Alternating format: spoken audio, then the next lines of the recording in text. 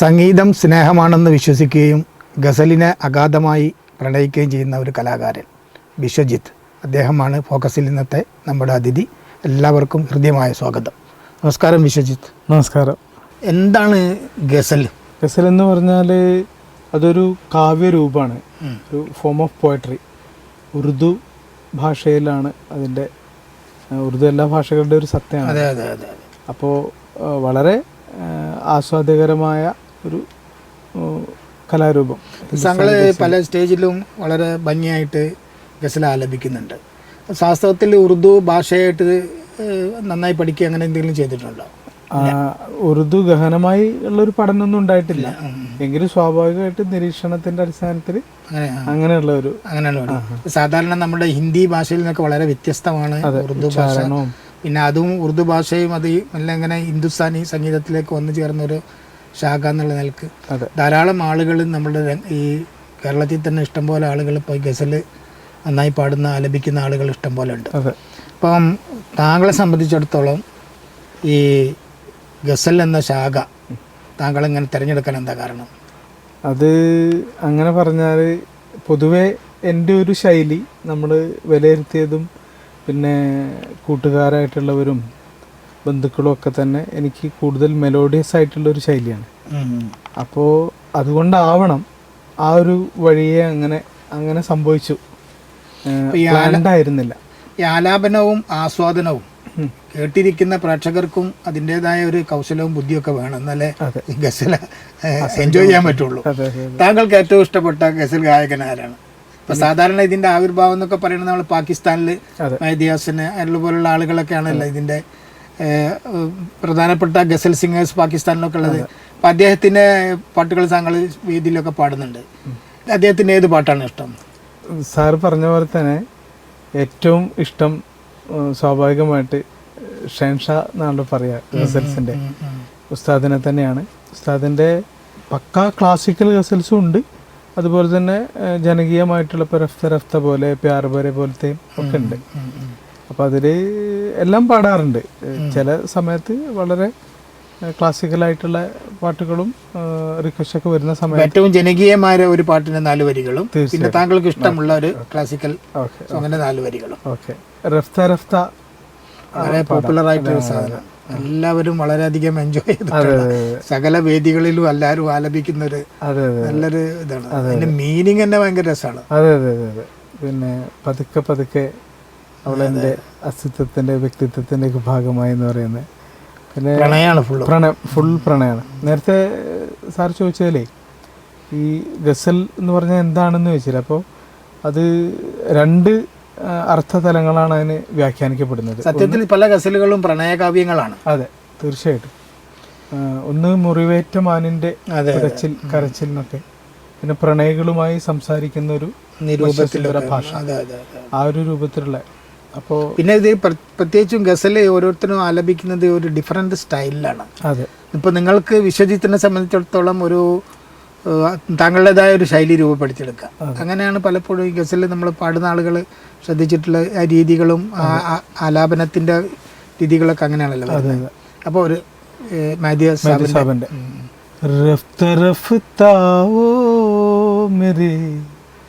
हस्ती का सामा हो गए, रफ्ता रफ्ता वो मेरी हस्ती का सामा हो गए, पहले जान फिर जाने जान, पहले जान फिर जाने जान, फिर जाने जाना हो गए, रफ्ता रफ्ता वो मेरे हस्ती का सामा हो गए. ഈ പേര് വിശ്വജിത്ത് എന്നുള്ളത് ഒരു ബംഗാളി ലുക്കാണല്ലോ. അതെ അതെ അതെ. അത് അച്ഛൻ ബംഗാളി നെയ്മാണ്. പിന്നെ അവരെ ഭാഷയിൽ വാ എന്ന് പറയുന്ന അക്ഷരമില്ലല്ലോ. നമുക്ക് വിശ്വജിത്തും. അതെ വിശ്വജിത്ത്. ബംഗാളിയാ? അല്ലല്ല, 2 പേരും മലയാളീസാണ്. പക്ഷെ അച്ഛന് പട്ടാളത്തിലായതുകൊണ്ട് അങ്ങനെ ഉള്ള പേരിനോട് ഒരു വെറൈറ്റി തോന്നിയിട്ട്, മലയാളികൾക്ക് പൊതുവെ ഇല്ലാത്തൊരു പേരാണ്. അത്ര ആ ഒരു അർത്ഥത്തിൽ അദ്ദേഹം ഇപ്പം ജീവിച്ചിരിപ്പുണ്ടോ? ഉണ്ട്, ഉണ്ട്, ഉണ്ട്. ഉണ്ടല്ലേ? പട്ടാളച്ചിട്ടുകളൊക്കെയാണ് വീട്ടില് അതെ അതെ അതെ. കുറെയൊക്കെ അങ്ങനെയാണ് അല്ലേ? മൂത്ത കുട്ടിയാണ്? പാവാണ്, പക്ഷെ അതെ മൂത്ത ആളാണ്. മൂത്ത ആളാണ്. എത്ര പേരുണ്ട്? 2 പേര്. നിങ്ങള് അനിയനാ? അനിയനാണ്. എന്ത് ചെയ്യുന്ന അയാള്? അവൻ ഇപ്പൊ ഒരു ചെറുകിട വ്യവസായ പരിപാടികളൊക്കെ ആയിട്ട് അങ്ങനെ പോകുന്നു. മാരീഡ് അല്ലേ? മാരീഡാണ്. വൈഫ് എന്ത് ചെയ്യണ? വൈഫ് ഹോമിയോയിൽ ഫാർമസിസ്റ്റ് ആയിട്ട്. എവിടെയാ? പോരൂർ പഞ്ചായത്തിൽ. ശരിക്കും വിശ്വജിത്ത് മഞ്ചേരിയിലാണല്ലേ വീട്? അതെ, നമ്മൾ ഇത്രയും കാലമായിട്ടൊന്നും തമ്മിൽ അറിയാനും പറയാൻ ഇത് സാധിച്ചില്ല. അതെ അതെ. മക്കൾ എന്ത് ചെയ്യണ? മക്കള് 2 പേര്. ഒരാളിപ്പോൾ +2 കഴിഞ്ഞു, അടുത്ത ആള് +1. അപ്പോൾ നേരത്തെ സ്കൂളൊക്കെ പഠിച്ചത് മഞ്ചേരി തന്നെയാണോ? അല്ല, ശരിക്കും അച്ഛൻ്റെ വീട് വെള്ളാമ്പുറത്താണ്, വണ്ടൂർ വെള്ളാമ്പുറത്ത്. 97-ലാണ് പ്രീ ഡിഗ്രി ഒക്കെ കഴിഞ്ഞ് പിന്നെ മഞ്ചേരി സെറ്റിലായത്.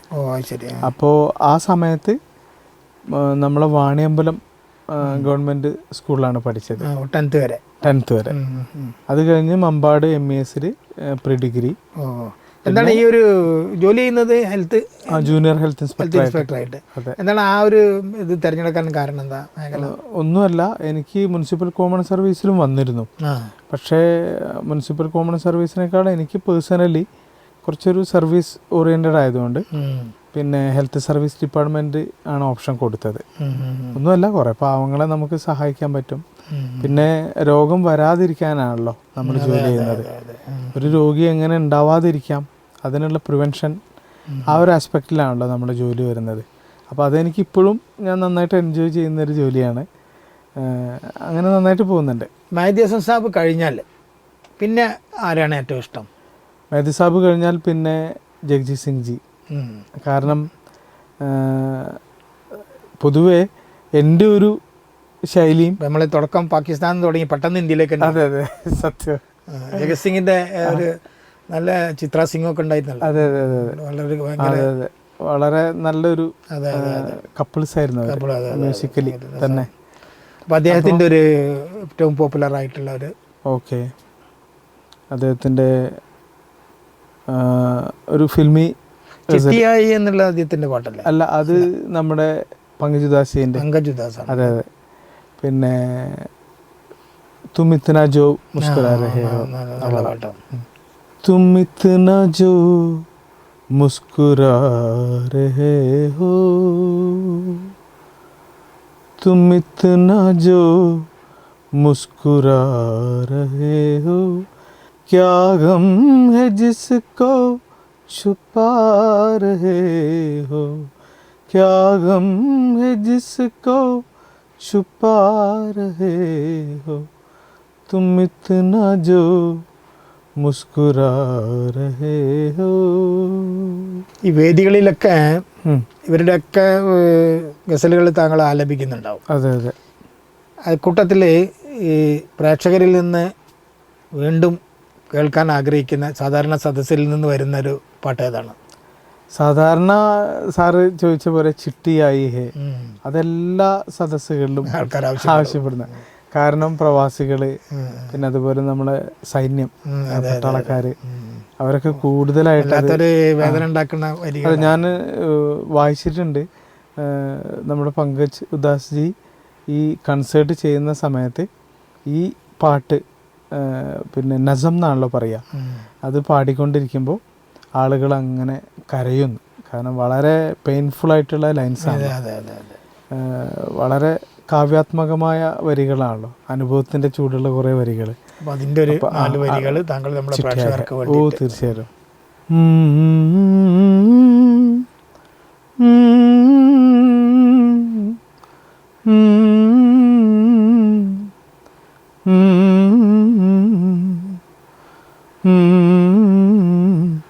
चिट्ठी आई है चिट्ठी आई है, चिट्ठी आई है वतन से, चिट्ठी आई है, बड़े दिनों के बाद हम बेवतनों को याद, बड़े दिनों के बाद हम बेवतनों को याद, वतन की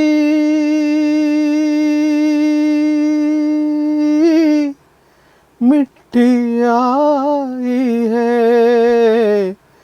चिट्ठी आई है चिट्ठी आई है चिट्ठी आई है वतन से चिट्ठी आई है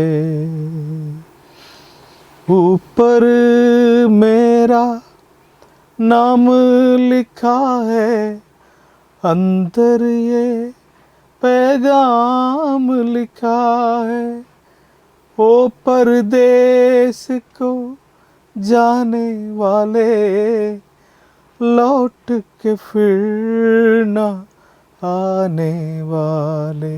സാധാരണ ഗസലിനെ സംബന്ധിച്ചിടത്തോളം ഈ ആലാപനവും ആസ്വാദനവും അതെ രണ്ടും ബുദ്ധിമുട്ടുള്ള കാര്യമാണ്. അതെ അതെ അതെ പാടുന്നവർക്കും ബുദ്ധിമുട്ടാണ്, അത് ആസ്വദിക്കാനാണെങ്കിൽ അതിനൊരു കഴിവും വേണം, ഇഷ്ടവും വേണം. അതെ അതെ അല്ലാതെ ആർക്കും അല്ല പറ്റില്ലല്ലോ. അതെ സാധാരണ ഈ ഉറുദു ഭാഷയിലുള്ള കാവ്യങ്ങളാണല്ലോ അധികവും അതെ ഗസലുകളിലുള്ള കാണുന്നത്.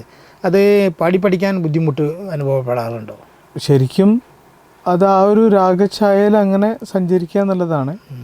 പിന്നെ സ്വാഭാവികമായിട്ടൊരു ഇൻബോൺ ടേസ്റ്റ് ഉള്ളതുകൊണ്ടായിരിക്കും അതെ അങ്ങനെ ഒരു പ്രയാസം തോന്നിയിട്ടില്ല.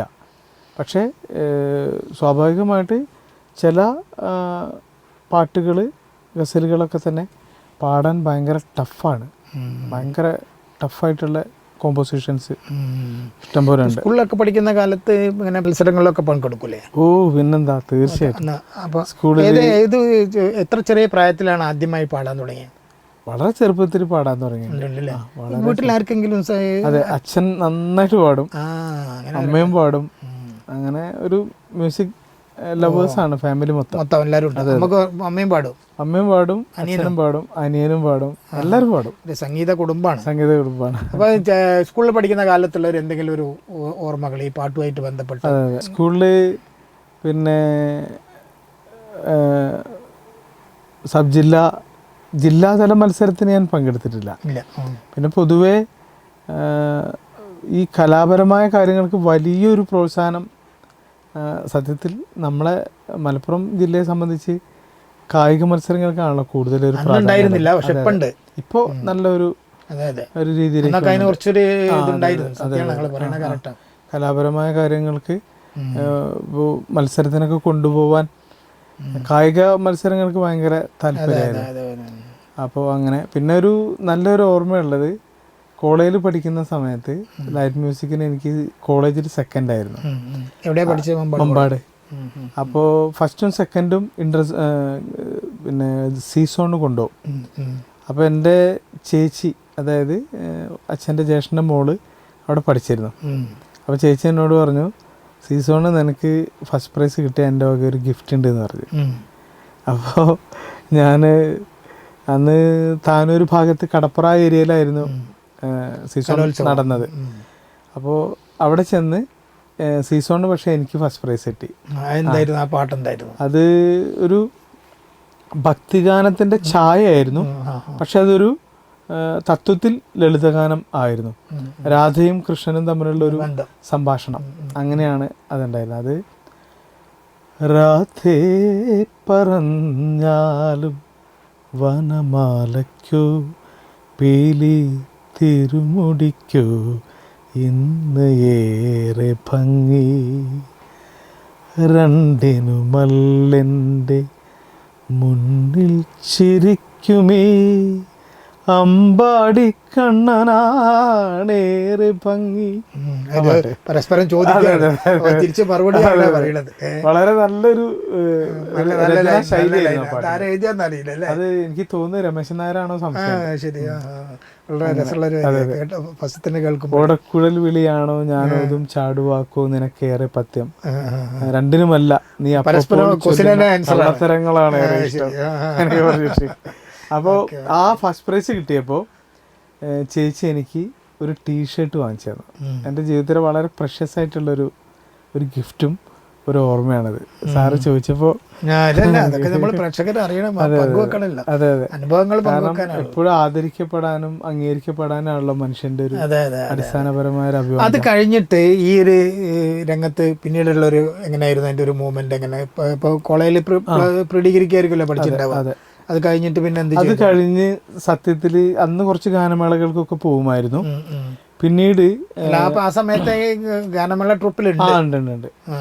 പിന്നീട് ഈ പുരോഗമന കലാസാഹിത്യ സംഘം ഉണ്ടല്ലോ, അവരുടെ ഒരു സമ്മേളനത്തിന് എൻ്റെ കൂട്ടുകാർ പറഞ്ഞു, നീ ഇങ്ങനെ പാടാതെ ഒന്നും ഇരിക്കുന്നത് ഒരു ശരിയല്ലല്ലോ എന്ന് പറഞ്ഞുകൊണ്ട് എനിക്ക് മെലഡി നന്നായിട്ട് ചേരുമെന്നൊരു വിലയിരുത്തൽ അവർക്കുണ്ടായതുകൊണ്ട് ഇപ്പോൾ ചെറുകോട് അജയൻ, പാണ്ടിക്കാട് സാദിഖ് പോലെയുള്ള കുറേ അടുത്ത സുഹൃത്തുക്കളുണ്ട്. അവരൊക്കെ പിന്നെ അങ്ങനെയാണ് എനിക്ക് കരുവാരകുണ്ട് നടന്ന ഒരു പൂക്കാസേൻ്റെ സമ്മേളനത്തിൽ ഒരു വേദി തന്നു. അന്നതൊരു വളരെ റിച്ച് ആയിട്ടുള്ളൊരു വേദിയായിരുന്നു. ഇപ്പോൾ ഈ അടുത്ത് മരണപ്പെട്ട നമ്മളെ TP രാജീവേട്ടൻ, പാലേരി മാണിക്യത്തിൻ്റെയൊക്കെ, പിന്നെ VP ഷൗക്കത്തലി കവി പാണ്ടിക്കാടുള്ള, പിന്നെ അതുപോലെ ഇപ്പോഴത്തെ OP സുരേഷ് ദേശാഭിമാനിയിൽ വർക്ക് ചെയ്യുന്ന, അങ്ങനെ ഒരുപാട് പ്രതിഭകൾ അന്ന് അവിടെ ഉണ്ടായിരുന്നു. അങ്ങനെ ഫസ്റ്റ് പ്രോഗ്രാം അവിടെ ആയിരുന്നു. പിന്നെ പ്രോഗ്രാംസ് ആദ്യത്തെ പ്രോഗ്രാം അല്ലേ? എന്തൊക്കെയായിരുന്നു അന്ന് കൂടുതലായിട്ടും? അന്നും പിന്നെ നമ്മൾ പാടിയതിൽ ഏറ്റവും ഇഷ്ടമുള്ളൊരു അത് മാത്രം പാടി, അങ്ങനെ ഒരു 4 വരി. അന്നും സ്റ്റേജ് ഓപ്പൺ ചെയ്യുന്നത് ഹോട്ടോം സെ ചുലോത്തും മെരാ ഗീത് അമർ കർദോ. കാരണം കാണികളുമായി ശ്രോതാക്കളുമായി ഇങ്ങനെ കമ്മ്യൂണിക്കേറ്റ് ചെയ്ത് നിങ്ങളെൻ്റെ പാട്ടുകളെ സ്നേഹിക്കൂ, നമുക്ക് ചങ്ങാതിമാരാകാം, പാട്ടുകൾ ഏറ്റുപാടൂ എന്നൊക്കെ പറഞ്ഞുള്ള ലൈൻസ് ആണല്ലോ. പിന്നെ ഒരു കൺസേർട്ട് എന്നുള്ള നിലയ്ക്ക് നമുക്കൊന്ന് വോയിസ് വാമപ്പ് ആവാനും നല്ലതാണ്. ലൈറ്റായിട്ടുള്ളൊരു സോങ് ആണല്ലോ.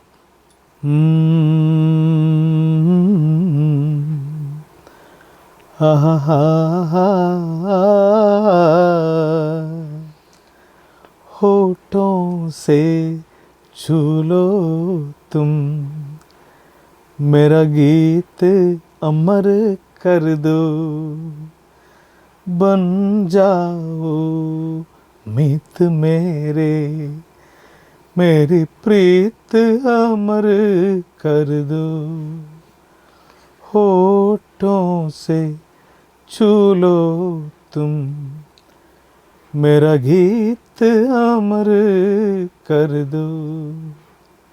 അപ്പം അത് കഴിഞ്ഞിട്ട് ആ ഒരു ഫസ്റ്റ് പ്രോഗ്രാം കഴിഞ്ഞു. പിന്നെ ജോലിയിൽ ഏത് വർഷമാണ് പ്രവേശിക്കുന്നത്? ജോലിയിൽ 2009 ജോലിയിൽ വരുന്നത് അല്ലേ? ഓക്കെ, ഹെൽത്ത് ഡിപ്പാർട്ട്മെന്റിൽ.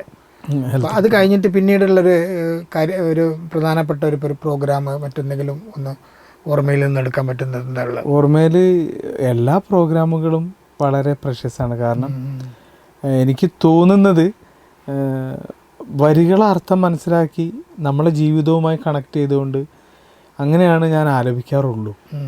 അതുകൊണ്ടായിരിക്കാം പ്രോഗ്രാംസ് അങ്ങനെ ഫ്ലോപ്പായ പ്രോഗ്രാംസ് ഒന്നുമില്ല. എല്ലാം എനിക്കും കാണുന്നവർക്കും വളരെ പ്രിയതരമാണ് എന്ന് തന്നെയാണ്.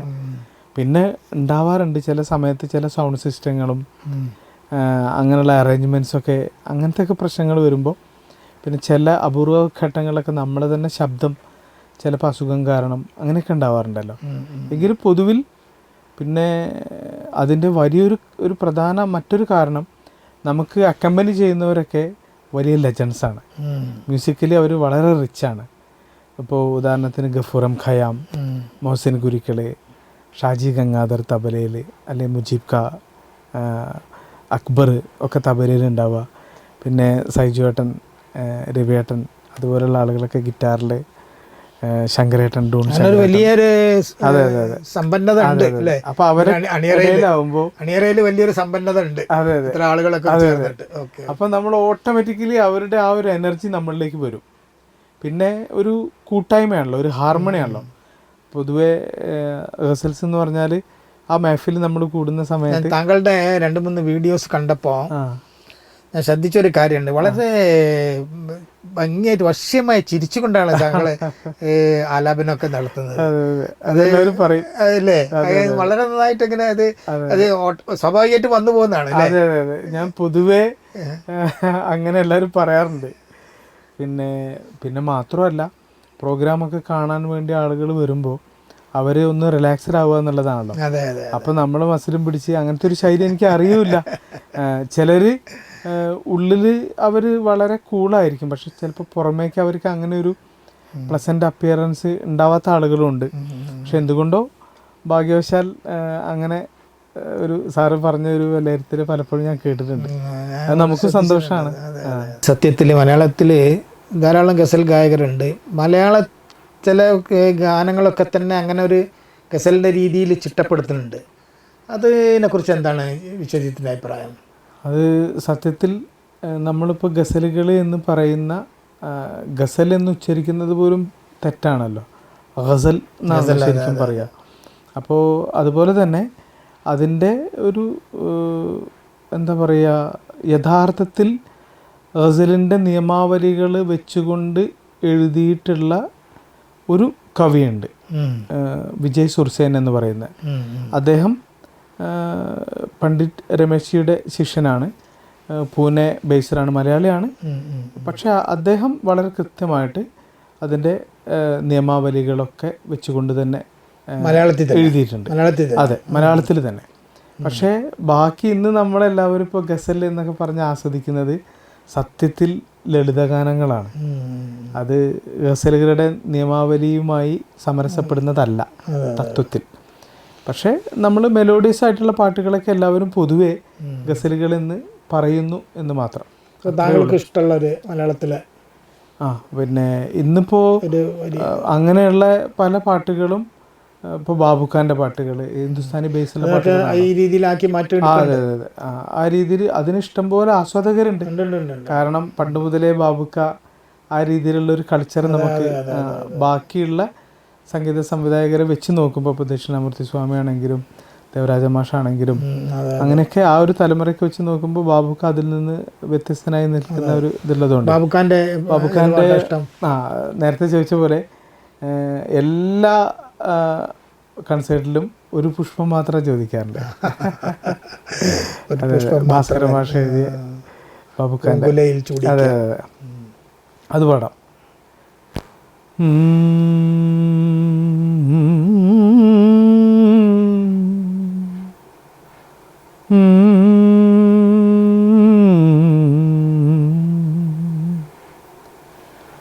ഒരു പുഷ്പം മാത്രമെൻ പൂങ്കുലയിൽ നിർത്താം ഞാൻ, ഒടുവിൽ നീ എത്തുമ്പോൾ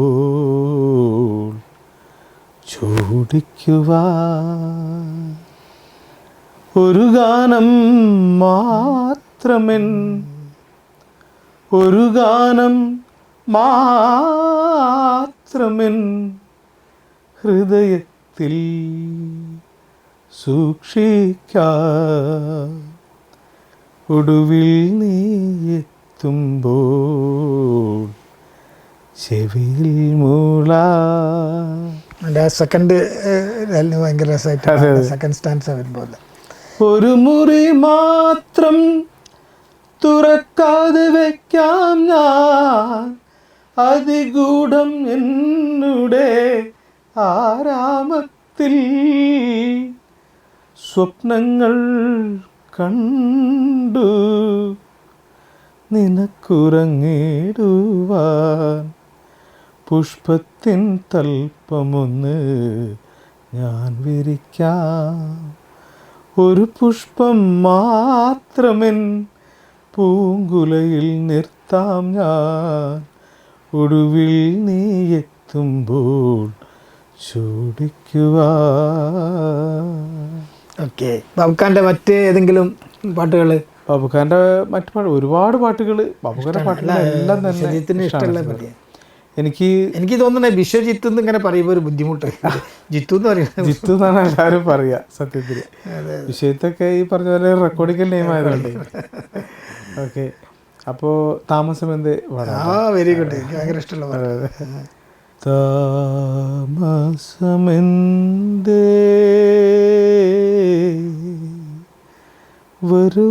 വരുവാ, താമസമെന്തേ വരുവാൻ പ്രാണസഖി എൻ്റെ മുന്നിൽ, താമസമെന്തേ അണയാൻ പ്രേമമായി എൻ്റെ കണ്ണിൽ, താമസമെന്തേ വരുവാ. എത്ര വർഷമായി മൊത്തം ഈ രംഗത്തിപ്പോൾ? ഗസൽസ് മാത്രം നടത്താൻ തുടങ്ങിയിട്ടിപ്പോൾ ഒരു 10 വർഷത്തിലധികമായി. എന്തെല്ലാം അംഗീകാരങ്ങളാണ് ജിത്തുവിനെ തേടി വന്നിട്ടുള്ളത്? അംഗീകാരം എന്ന് പറഞ്ഞാൽ ഒന്ന് ഒരു പ്ലേ ബാക്ക് പാടാൻ സാധിച്ചു. Very good. ചലച്ചിത്ര സിനിമ അത് ലസാഗു എന്ന് പറയുന്ന ഒരു സിനിമ. ആര് സംവിധാനം ചെയ്ത? അത് സുമോദ് ഗോപു എന്ന് പറയുന്ന 2 സഹോദരന്മാർ. അപ്പോൾ ആ വർഷത്തെ മികച്ച ഗാനരചയിതാവിനുള്ള അവാർഡ് ആ ഫിലിമിൽ പാട്ടെഴുതിയ ബഹുമാനപ്പെട്ട ഉണ്ണിയേട്ടനായിരുന്നു, ഉണ്ണികൃഷ്ണൻ, കോട്ടയത്തുള്ള. പിന്നെ അതുപോലെ കുട്ടികളുടെ മികച്ച ചിത്രം, മികച്ച സ്കൂൾ സിനിമ, ആ അവാർഡും ലസാഗുവിനായിരുന്നു. അതിൻ്റെ ടൈറ്റിൽ സോങ് പാടാൻ പറ്റി. പിന്നെ രണ്ടാമത്തെ കാര്യം, ലസാഗുവിൻ്റെ ടൈറ്റിൽ സോങ് ജിത്തുവാണ് പാടി. അതെ അതെ അതെ. അപ്പം നമ്മളെ ശബ്ദത്തിലാണ് സിനിമ തുടങ്ങുന്നത് എന്നതൊരു വലിയ സന്തോഷമാണ്. അതിലേക്ക് നയിച്ചത് എൻ്റെ ഒരു കൂട്ടുകാരൻ സൂരജ് എന്ന് പറയും. അവന് ഭയങ്കര മ്യൂസിക് ലവറാണ്. അപ്പോൾ ഒരു ദിവസം എന്നെ പെട്ടെന്ന് ടൗണിൽ നീ വരണം എന്ന് പറഞ്ഞിട്ട് എന്നെ അവൻ വിളിച്ചു. അപ്പോൾ ഞാൻ എന്തോ ഒരു പ്രശ്നമുണ്ട് അവന് എന്ന് വിചാരിച്ച്, പൊതുവെ ആളുകളൊക്കെ സഹായിക്കാൻ വേണ്ടി പല കാര്യങ്ങൾക്കും വിളിക്കും. ആശുപത്രി, പോലീസ് സ്റ്റേഷൻ, റവന്യൂ, അങ്ങനെയൊക്കെ പണ്ടേ അങ്ങനെ ഒരു പൊതുപ്രവർത്തനം കാര്യങ്ങളൊക്കെ ഉണ്ടായതുകൊണ്ട്. അതെ അതെ. അപ്പോൾ അങ്ങനെ വിളിച്ച് ഞാൻ ചെന്നപ്പോൾ ഒരു സ്റ്റുഡിയോയിൽ അവൻ എനിക്ക് വേണ്ടി തയ്യാറായി നിൽക്കുകയാണ്. അങ്ങനെ എവിടെ? കോഴിക്കോടാ? അല്ല, മഞ്ചേരി. അങ്ങനെ ഒരുപാട് പാട്ടുകൾ അവിടുന്ന് പാടിപ്പിച്ചു വിത്തൗട്ട് മ്യൂസിക്. അങ്ങനെ അതിൽ ഒരു പാട്ട് ആ കാലത്ത് പല സുഹൃത്തുക്കളും റിംഗ് ടോണൊക്കെ ആക്കി നടന്നിരുന്നത്, ഓർമ്മകൾ ഓടിക്കളിക്കുവാനെത്തുന്ന ആ പാട്ട്, മുറ്റത്തെ ചക്കരമാവൻ ചോട്ടിൽ. അത് എൻ്റെ ഫ്രണ്ടായിട്ടുള്ള സുമോദ് ഭയങ്കരമായിട്ട് അവന് ഇഷ്ടപ്പെട്ട്. അപ്പോൾ അവനിങ്ങനെ വിചാരിച്ചു, എന്നെങ്കിലും ഞാനൊരു സിനിമ ചെയ്യുകയാണെങ്കിൽ ഇവനെ കൊണ്ട് ഞാനൊരു പാട്ട് പാടിക്കുന്നത്. അങ്ങനെ സൂരജിനെ ഈ ഒരു സമയത്ത് ഞാൻ ഓർക്കുകയാണ്. കാരണം അവൻ കാരണമാണ് സുമോദിലേക്ക് പാടാനുള്ള, സുമോദിനെ ഓൾറെഡി എന്നെ അറിയാം എങ്കിലും സുമോദും ഗോപും കാരണം അങ്ങനെ ആ പടത്തിൽ നമുക്ക് പാടാൻ പറ്റി. അതിന് നിമിത്തമായത് സൂരജാണ്. അദ്ദേഹം വാക്ക് വലിച്ചു. അതെ അതെ അതെ, അദ്ദേഹം വാക്ക് വലിച്ചു. അവൻ എന്നോട് പറഞ്ഞതൊന്നുമില്ല, അവൻ്റെ മനസ്സിൽ ഉണ്ടായൊരു ചിന്തയാണ്. അവനത് ആ ചിന്തയോട് നീതി പുലർത്തി സത്യത്തിൽ. അങ്ങനെ എനിക്ക് അങ്ങനെ ഒരു ഭാഗ്യം ലഭിച്ചു. പിന്നെ ആകാശവാണിയിൽ ഗസൽസിൻ്റെ ഒരു പ്രോഗ്രാം അശ്വതി ചേച്ചി കോഴിക്കോട് വിളിച്ചിട്ട് പ്രോഗ്രാം ചെയ്തു. അത് എത്ര ദിവസം ഉണ്ടായിരുന്നു? അത് 2-3 എപ്പിസോഡ് അങ്ങനെ ചെയ്യാൻ പറ്റി. അതൊക്കെയാണ് ഓർമ്മകൾ.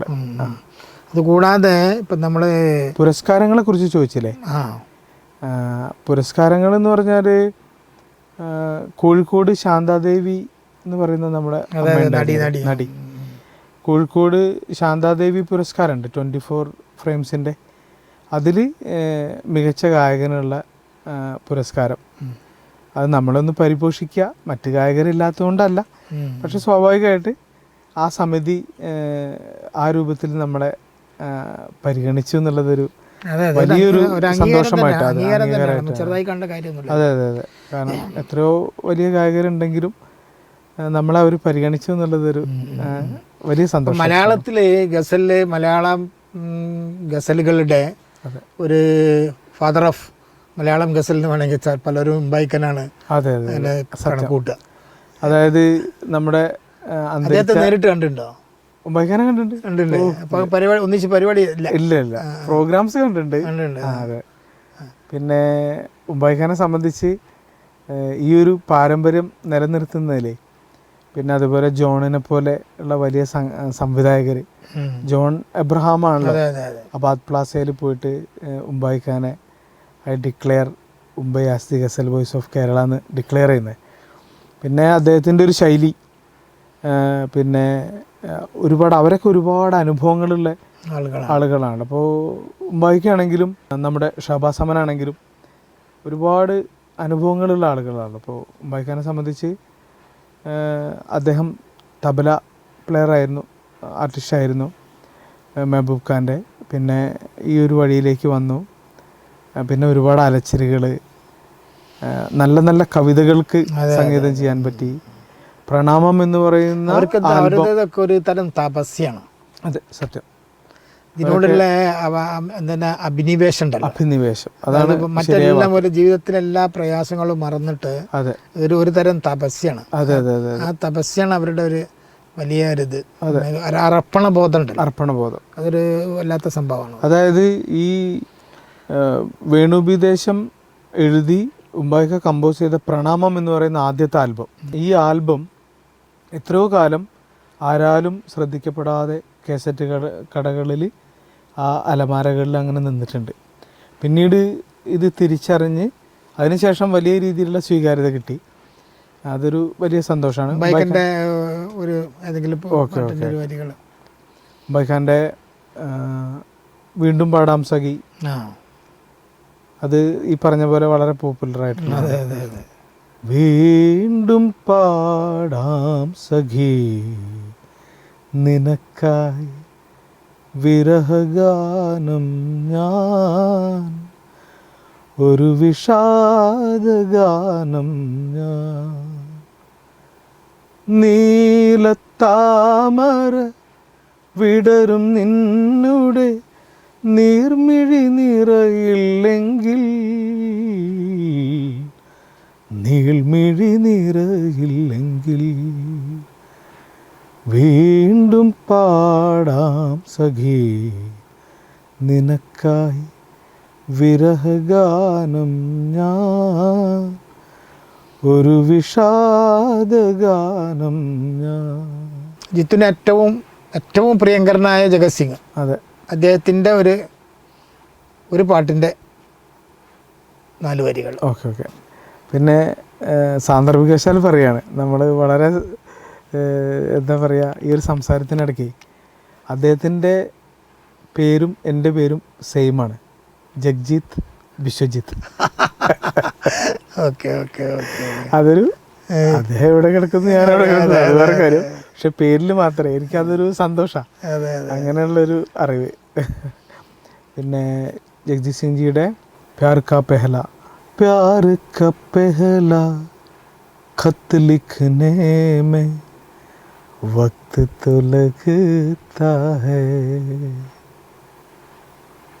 प्यार का पहला खत लिखने में वक्त तो लगता है,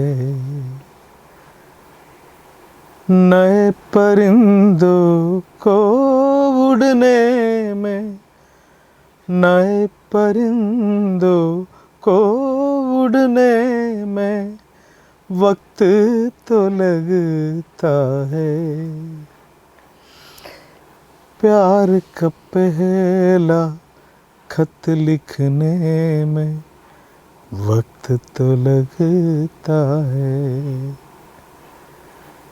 जिस्म की बात नहीं थी उनके दिल तक जाना है. എന്താണ് ആഗ്രഹം ജീവിതത്തിൽ? എന്താണ്? എനിക്ക് സത്യത്തിൽ ഒരു മികച്ച മ്യൂസിഷ്യനാവണം, പിന്നണി ഗായകനാവണം. അതെ അതെ അതെ അല്ലേ? അതൊരു വലിയൊരു ആഗ്രഹമാണ്, വലിയ ആഗ്രഹമാണ്. പക്ഷെ എന്താന്ന് വെച്ചാല് പാഷനാണ്, എങ്കിലും ഈ പ്രൊഫഷനും പാഷനും കൂടെ ഒരുമിച്ച് കൊണ്ടുപോകുമ്പോഴേ, ഒന്ന് ഹെൽത്ത് സർവീസ് ഡിപ്പാർട്ട്മെൻ്റ് അല്ലേ, അപ്പോൾ സ്വാഭാവികമായിട്ട് ഒരുപാട് കാര്യങ്ങൾ നമുക്ക് ഒരേ സമയം ചെയ്യാനുണ്ടാവും. അപ്പോൾ അതുകൊണ്ട് അത് കഴിഞ്ഞിട്ടുള്ള സമയമേ നമുക്ക് മ്യൂസിക്കിന് വേണ്ടി ഉപയോഗിക്കാൻ കഴിയുന്നുണ്ടോ എന്നുള്ളതൊരു സമയത്തിൻ്റെ ഒരു പ്രശ്നമാണ്, ഒരു വസ്തുതയാണ്. ജീവിതവും രണ്ടും കൂടി അതെ അതെ മുന്നോട്ട് കാരണം എപ്പോഴും ആളുകൾക്ക് നിരന്തരം ആവശ്യമുള്ള ഒരു മേഖലയാണ്. ഇപ്പോൾ ഒരു ആരോഗ്യ പ്രവർത്തകൻ എന്ന് പറയുമ്പോൾ പല കാര്യങ്ങളിലും നമ്മളെ സമൂഹം ആശ്രയിച്ചുകൊണ്ടിരിക്കും. പിന്നെ ഒരുപാട് കാര്യങ്ങൾ, പ്രോഗ്രാംസും നാഷണൽ പ്രോഗ്രാംസും ഒക്കെ നമ്മളെ ഡെയിലി ലൈഫിൽ, ഇപ്പോൾ ഹോളിഡേ ആണോ ഒന്നും ഉണ്ടാവില്ല. എപ്പോഴും നമ്മൾ നൈറ്റിലാണെങ്കിലും ഓരോ ക്യാമ്പുകളും കാര്യങ്ങളൊക്കെ ആയിട്ട് അങ്ങനെയുള്ള ജോലി, അമിതമായൊരു ജോലി ഭാരം അത് നമ്മൾ ആസ്വദിക്കുന്നുണ്ട്, വളരെ സന്തോഷത്തോടെ തന്നെയാണ് ചെയ്യുന്നത്. അതിന് നമുക്കൊരു ഭാഗ്യം ഉണ്ടായല്ലോ, ഒരു സർവീസ് ഗവൺമെൻറ് സർവൻ്റ് ആവാൻ. ഈ ലോകമെമ്പാടുമുള്ള മുസ്ലിമുകൾ വ്രതം അനുഷ്ഠിക്കുന്ന ഒരു കാലമാണ്. അതെ അതെ, സത്യത്തിൽ അതൊരു ഭയങ്കര സന്തോഷമാണ്. ഭയങ്കര ധാരാളം മതസൗഹാർദ്ദം. ഞാനൊരു കാര്യം ഷെയർ ചെയ്തോട്ടെ? ആയിക്കോട്ടെ, പറഞ്ഞോളൂ. അതായത് ഞാൻ പറഞ്ഞില്ലേ വണ്ടൂർ വീട് വെള്ളാമ്പ്രത്ത്, തൊട്ടടുത്ത് എൻ്റെ കുഞ്ഞാപ്പാക്കാൻ്റെ വീട്, അതായത് കുഞ്ഞുമുത്താത്ത കുഞ്ഞാപ്പാക്ക, പിന്നെ അസ്കർ ഉൾപ്പെടെ, അസ്കർ ഏറ്റവും ചെറിയ മോനാണ്. അപ്പോൾ എനിക്ക് എൻ്റെ കുട്ടിക്കാലത്ത് ഒരു ചുമ വരുമായിരുന്നു. അപ്പോൾ കുഞ്ഞുമുത്താത്ത എനിക്ക് പാലിൽ ആടലോടകം അരച്ചിട്ട് കൊണ്ടുതരും. പിന്നെ അതുപോലെ ഈ വിശുദ്ധ റമദാൻ മാസത്തിൽ എനിക്ക് ഭയങ്കരമായിട്ട് മിസ് ചെയ്യുന്നൊരു കാര്യമാണ് അവിടുത്തെ ജീവിതം. കാരണം ഇപ്പോഴും നമ്മളെ സുഹൃത്തുക്കളുടെ വീട്ടിലൊക്കെ പോവാറുണ്ട്, പക്ഷേ എല്ലാ ദിവസവും കുഞ്ഞുമുത്താത്ത പത്തിരിയും ബീഫൊക്കെ ഉണ്ടാക്കിയിട്ട് മക്കളെ കൂടെ തന്നെ ഞങ്ങൾക്കും അവിടെ എടുത്ത് വെച്ചിട്ടുണ്ടാവും. ഞങ്ങൾ കഴിക്കാൻ ചെല്ലണം നിർബന്ധമാണ്. അപ്പോൾ പിന്നെ അതൊരു വലിയൊരു അല്ല, ഈ കേരളത്തിലെ ഇപ്പം ഞാൻ മനസ്സിലാക്കിയെടുത്തോളം പണ്ട് ഉള്ളത് പോലെയല്ല. അതെ, ഇതൊക്കെ എല്ലാവരും ഏറ്റെടുക്കുകയാണ്. അതെ, ഇപ്പൊ അമ്പലങ്ങളിലൊക്കെ ധാരാളം നോമ്പുതുറ ഒക്കെയാണ് സംഘടിപ്പിക്കുന്നത്. വലിയൊരു സന്തോഷമാണ്. നമ്മുടെ മനസ്സ് അത്രമേല് അടുത്തിരിക്കുന്നു എന്നുള്ളതിന്റെ ഒരു വലിയ തെളിവാണ്. മതങ്ങൾ തമ്മിൽ യാതൊരു അതിർവരമ്പുകളും ഇല്ലാതാണല്ലോ നമ്മൾ ഇതൊക്കെ ചെയ്യുന്നത്. തീർച്ചയായിട്ടും ലോകമെമ്പാടുമുള്ള മുസ്ലിമുകൾ, ഞാൻ ഉൾപ്പെടെയുള്ള ലോകമെമ്പാടുമുള്ള മുസ്ലിങ്ങൾ പെരുന്നാൾ ആഘോഷിക്കുകയാണ്. എന്താണ് മുസ്ലിം സഹോദരങ്ങളോട് പറയാനുള്ളത്? എനിക്ക് വളരെ അധികം പങ്കെടുക്കുന്ന ഒരു ആഘോഷ പരിപാടിയാണ് റമദാന്, പെരുന്നാൾ ഒക്കെ. അപ്പോൾ ഇതുപോലെ തന്നെ വളരെ സ്നേഹത്തോടു കൂടി സന്തോഷത്തോടു കൂടി സുന്ദരമായിരിക്കുക. പിന്നെ നമ്മളെല്ലാവരും സത്യമായിരിക്കുക എല്ലായ്പ്പോഴും. പിന്നെ അതുപോലെ വളരെ വിശാലമായിരിക്കുക. ഇടുങ്ങിയ എല്ലാ ചിന്താഗതികളും അതിർവരമ്പുകളും ഒക്കെ നമ്മൾ തട്ടിമാറ്റുക സ്നേഹം കൊണ്ട്. അപ്പോൾ കലയെ സ്നേഹിക്കുക, സംഗീതത്തെ സ്നേഹിക്കുക, ബന്ധങ്ങൾക്ക് വലിയ വില കൊടുക്കുക എല്ലായ്പ്പോഴും.